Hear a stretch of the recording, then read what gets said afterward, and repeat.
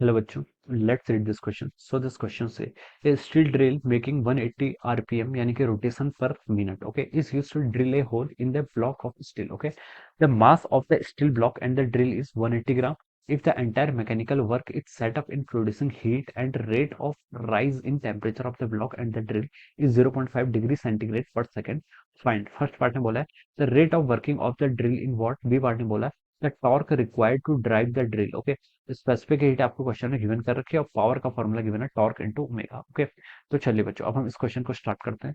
तो देखिए बच्चों इस क्वेश्चन का की कॉन्सेप्ट आप क्या लिख सकते हैं, the key concept of this question.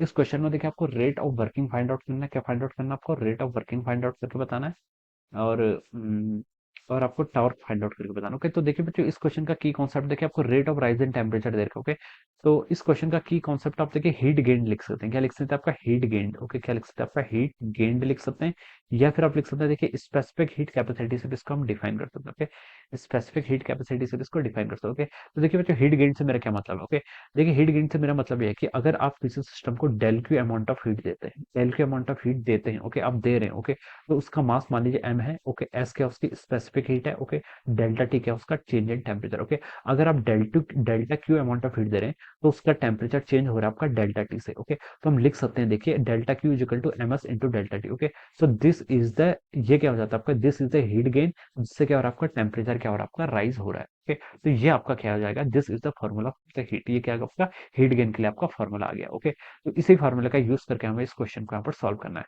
पहले देखिए पार्ट में क्या लिखा है, the rate of working of the drill in watt. Okay, rate of working of the drills in watt. Okay, तो देखिए मतलब वाट में मतलब पावर यानी कि रेट, रेट क्या वर्किंग क्या होता है, देखिए हम इसको लिख सकते हैं रेट ऑफ वर्किंग को देखिए पावर, पावर को क्या लिख सकते हैं हम आपका डेल्टा क्यू डिवाइडेड बाय क्या, टाइम के रिस्पेक्ट में, तो delta Q divided by delta T. Small T use कर रहा हूँ तो टाइम के लिए यूज करूंगा, कैपिटल टी यूज करूंगा तो टेम्परेचर के यूज करूंगा। ओके, तो ये क्या हो जाएगा, देखिए पावर को हम क्या लिख सकते हैं आपका delta Q by delta T, यानी कि जूल पर सेकंड इसकी यूनिट हो जाएगी। हीट की यूनिट क्या जूल और इसकी पर सेकंड। ओके, तो हम इसको क्या लिख सकते हैं वाट। ओके, तो हमें ये फाइंड आउट करना है the rate of working of the drills in watt, delta Q by delta T को फाइंड आउट करके यहाँ पर आपको बताना है। ओके, तो देखिए बच्चों इसको आप क्या लिख सकते हैं, पावर आपको फाइंड आउट करना है बेसिकली। ओके, ये आप हो जाएगा आपका delta Q divided by delta T.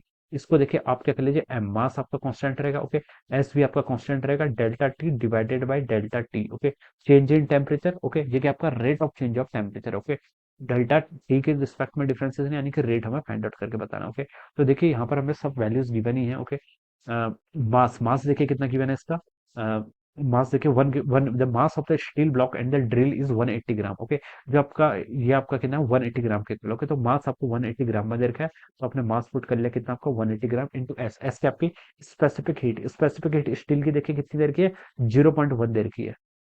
Units नहीं दी है, इसका मतलब आपके रिलेटिव है। ओके, इसे हम बोलेंगे रिलेटिव। ओके, ये हो जाएगी 0.1, कितनी हो जाएगी आपकी, ये हो जाएगी 0.1 कैलोरी पर ग्राम पर डिग्री सेंटीग्रेड या फिर पर डिग्री केल्विन। ओके, कुछ भी लिख लीजिए, चेंज होता है। ओके, तो ये आपको यहाँ पर से इतना हो जाएगा। Okay, M S into delta T by delta T, ये क्वेश्चन में देखिए आपको गिवन कर रखा है। The rate of raise in temperature आपको देखिए क्वेश्चन में गिवन कर रखा है, rate of raise in temperature यानी कि delta T divided by delta small T, ये कितना आपको देखिए 0.5 डिग्री सेल्सियस पर सेकंड हो जाएगा। ओके, तो ये वैल्यू आप यहाँ पर पुट कर लीजिए, 0.5 यहाँ पर आपका हो जाएगा। ओके, तो ये आपकी यूनिट्स भी आपके यहाँ पर आ जाएगी। आप पावर यूज करें तो उसकी यूनिट फाइनल क्या आ जाएगी आपकी वाट के इक्वल आ जाएगी। ओके, तो देखिए बच्चों इसको हम सॉल्व करेंगे तो ये हो जाएगा आपका 180 इंटू 0.1 करेंगे तो आपका 18 के इक्वल हो जाएगा, 18 इंटू 0.5 करेंगे तो आपका 9 के इक्वल हो जाएगा। ओके, तो ये कितना गया आपके यहाँ से, आपका 9 आ जाएगा। क्या आ जाएगा आपके यहाँ से 9, क्या 9 कैलोरी आ जाएगा। ओके, तो देखिए 9 कैलोरी, कैलोरी देखिए कैलोरी हम हीट में यूज, जो आपकी यूनिट होती है उसे हम कहाँ यूज करते हैं, इसे हम देखिए हीट में यूज करते हैं। Okay,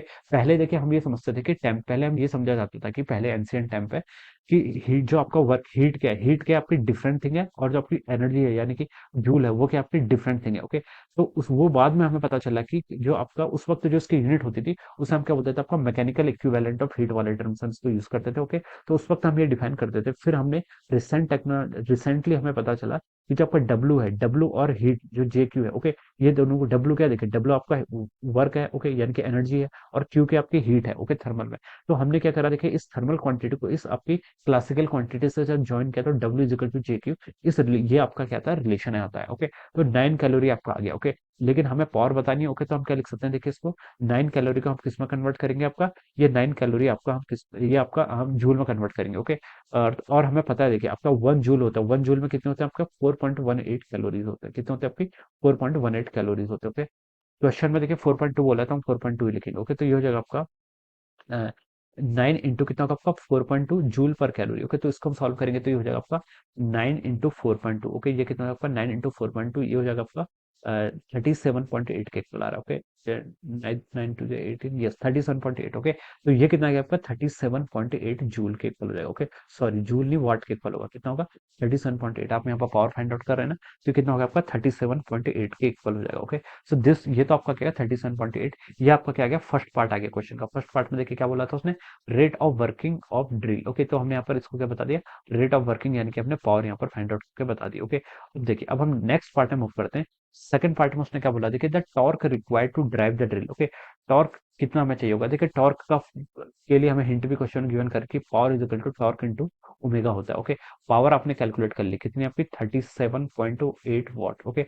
is equal to torque into omega, okay. Torque आपको क्वेश्चन में देखिए, टॉर्क टॉर्क को आपको फाइंड आउट ही करना है, ओके। ओमेगा बताना, ओमेगा देखिए क्वेश्चन में गिवन है 180 आरपीएम। 180 आरपीएम का क्या मतलब, देखिए 180 रोटेशन कर रहा है, कितना कर रहा है आपका, 180 रोटेशन कर रहा है आपका पर मिनट, यानी कि 1 मिनट में आपकी 180 रोटेशन कर रहा है, ओके। तो हम बोल सकते हैं, देखिए आपका यहाँ से 180 रोटेशन 1 मिनट में कर रहा है, यानी कि एक रोटेशन में कितना करता है आपका रेडियन, 2 पाई रेडियन होता है।